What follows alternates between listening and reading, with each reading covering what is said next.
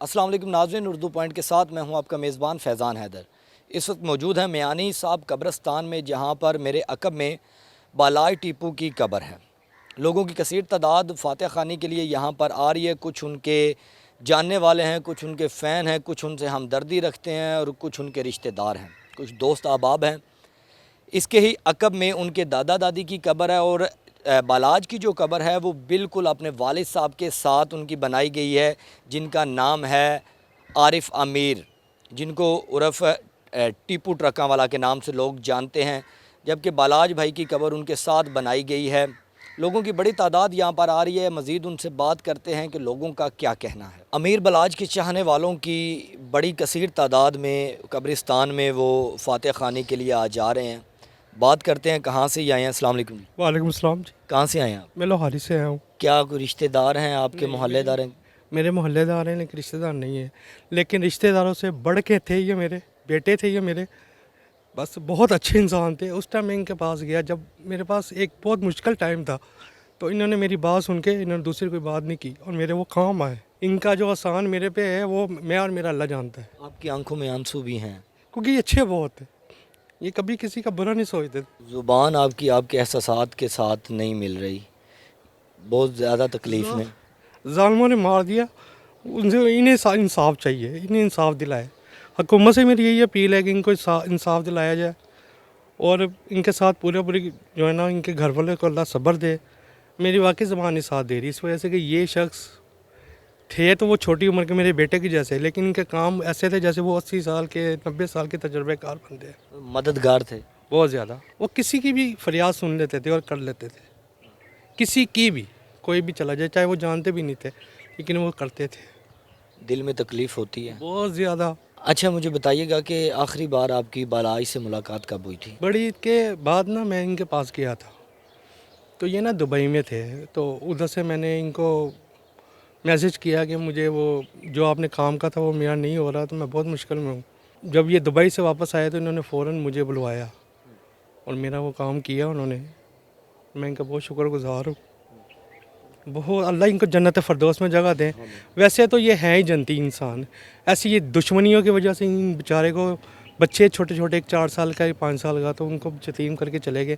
उनके फ़ैन हमारे साथ मौजूद हैं, कभी मुलाकात नहीं हुई, कभी देखा नहीं, कहते हैं कि सिर्फ वीडियोज़ में देखा है उनको और आज उनके कब्रिस्तान फ़ातिहा ख़ानी के लिए आए हैं। अस्सलाम वालेकुम। वालेकुम सलाम। कैसे हैं आप? ठीक ठाक। कभी मुलाकात नहीं हुई बालाज से? नहीं सर, कभी नहीं हुई। चाहत है थी मुलाकात होएगी कभी, लेकिन ये नहीं पता था कि यहाँ पर होगी कभी मुलाकात। ये कभी नहीं थी सोचा। तो फ़ैन इनके कैसे बने आप? नहीं है इनके। कैसे बने? काफ़ी अच्छे इंसान थे, वीडियो देखी थी, गरीबों की ज़्यादातर मदद वगैरह करते थे, इस वजह से हम उनके फ़ैन आए थे बिलाल भाई। अच्छा, मुझे बताएं कि अब एक इंसान जिसको इतना आप पसंद करते थे, जिसके फ़ैन थे, आज वही इंसान कब्रिस्तान में है और उसकी फ़ातिहा पे आए हैं आप, तो दिल में क्या आता है? दिल में रोना ही आता है, वो क्या आता है बस ही। तो कभी ये नहीं थी सोचा कि हम फ़ैन होके इनको यहाँ पे मिलने आएंगे।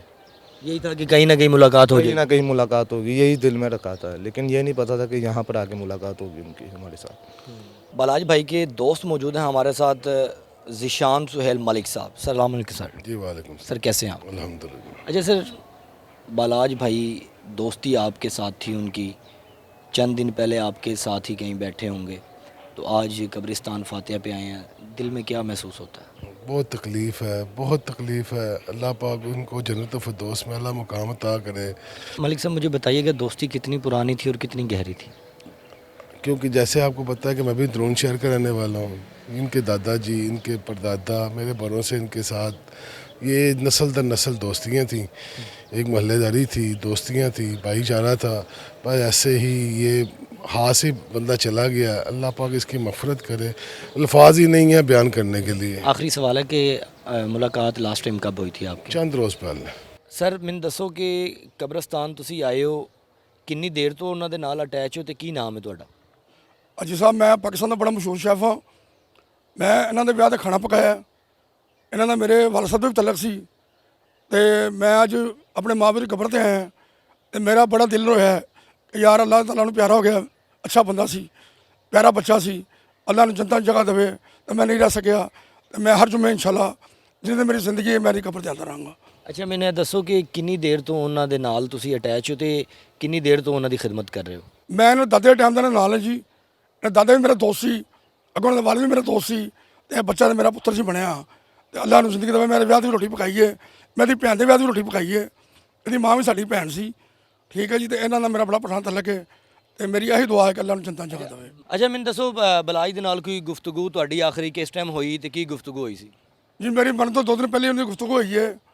ਕੋਈ ਸ਼ਾਦੀ ਸੁਣਨ ਦੋਸਤ ਸੀ, ਤੇ ਮੋਰੇ ਬਾਰੇ ਉਹਨੂੰ ਪੁੱਛਣ ਗਿਆ ਮੈਂ ਖਾਣਾ ਪਕਾਵਾਂ ਕਿ ਨਾ ਪਕਾਵਾਂ। ਤੇ ਮੈਨੂੰ ਬੁਲਾਈ, ਮੈਂ ਕਿਹਾ ਬਿਸਮਿਲ੍ਲਾ ਕਰਕੇ ਉਹਨਾਂ ਦਾ ਕੰਮ ਕਰੋ। ਤੇ ਮੈਂ ਫਿਰ ਰੋਟੀ ਪਕਾਈ ਉਹਨਾਂ ਦੇ ਵਿਆਹਾਂ ਤੇ ਸਾਰਿਆਂ ਦੀ।